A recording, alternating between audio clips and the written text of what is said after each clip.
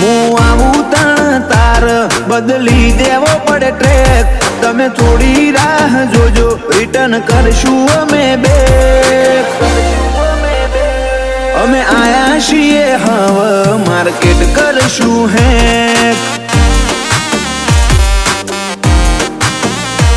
નથી લઈ ફરતા જોડે અમે બંદૂક બે નાડી ઓય તો લ્યા ખાલી લાકડીઓ જ કાફી નથી લઈ ફરતા અમે